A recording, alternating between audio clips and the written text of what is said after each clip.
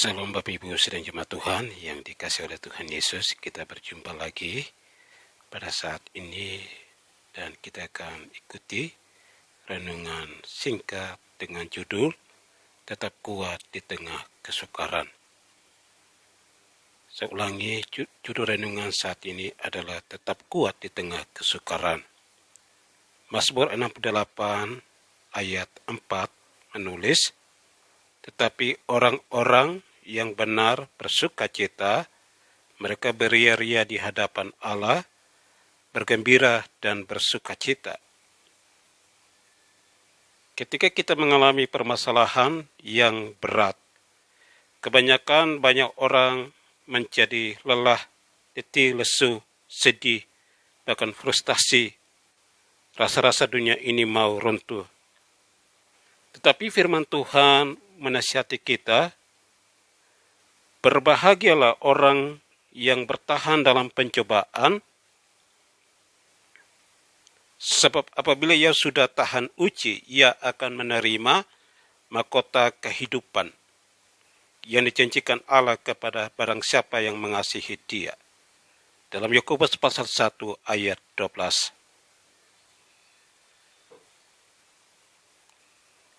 Mari kita belajar di tengah kesulitan yang terjadi. Kita harus menguatkan hati kita untuk tetap bersandar kepada Tuhan. Mari kita belajar dari Nabi Habakuk yang hidup pada zaman di mana bangsa Israel sedang mengalami penderitaan hebat karena ditindas oleh musuh-musuhnya. Bukan hal yang mudah baginya untuk dapat terus mempertahankan iman dan bersukacita.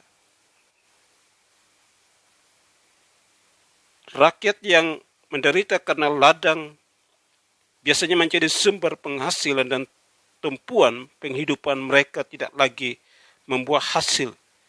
Begitu juga dengan ternak yang menjadi harta kekayaan telah terhalau dari kandang, suatu keadaan yang benar-benar krisis yang terjadi luar biasa pada zaman itu. Dalam Habakuk pasal 3 ayat 17. Mungkinkah mereka bersukacita dan beria-ria di tengah penderitaan? Ingat, tembok Yeriko sudah runtuh.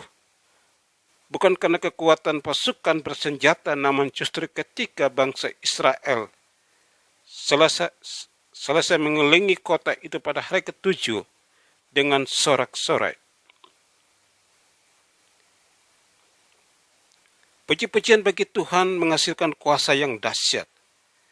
Tembok permasalahan sebesar apapun yang kita hadapi dapat diruntuhkan ketika kita tetap bersorak-sorai bagi Tuhan.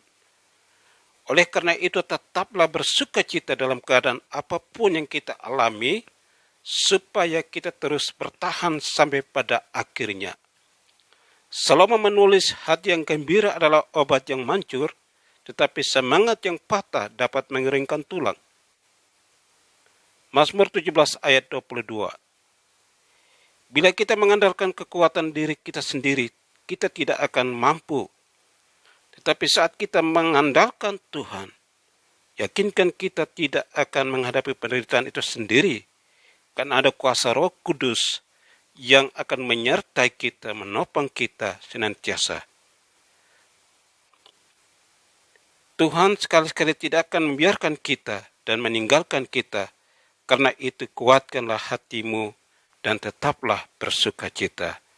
Karena kehadiran Tuhan, kuasa Tuhan akan menuntun kita, menolong kita, dan membuat kita akan menjadi pribadi yang semakin kuat di dalam Tuhan, sampai kita akan melihat kuasa dan mujizat Tuhan dinyatakan atas kehidupan kita masing-masing. Sampai di sini firman Tuhan yang singkat ini, dan mari kita berdoa. Terima kasih Tuhan Yesus, kami bersyukur untuk kebenaran firman Tuhan yang sudah menasihati kami untuk kami tetap hidup di dalam kehendak Tuhan dan melakukan kehendak Tuhan dalam kehidupan kami, dan seluruh kehidupan kami hanya serahkan kepada Tuhan, dan kami percaya bahwa saat kami berseru, saat kami berserah di hadapan-Mu, kehadiran Tuhan akan memampukan kami, menolong kami, menguatkan kami, dan memberkati kami. Apapun menjadi pergumulan persoalan yang sedang dihadapi oleh Bapak Ibu sedang jemaat Tuhan, kami percaya kehadiran kuasa-Mu akan menolong setiap pribadi kami masing-masing, sehingga kami akan melihat betapa dahsyatnya, betapa hebatnya, betapa mujizat Tuhan itu nyata dalam kehidupan kami masing-masing. Hanya di dalam nama Yesus kami datang berdoa dan bersyukur. Haleluya, haleluya, amin. Baik, sampai sini renungan kita. Terima kasih, salam Tuhan Yesus memberkati kita semuanya. Terbit selamat yang tetap, haleluya. Habis siksa dan perang, Yesus naik ke dalam terang, dan malak selamanya nyanyi akan hormat-Nya. Sembah nyanyilah mazmur, hormat kasih dan syukur.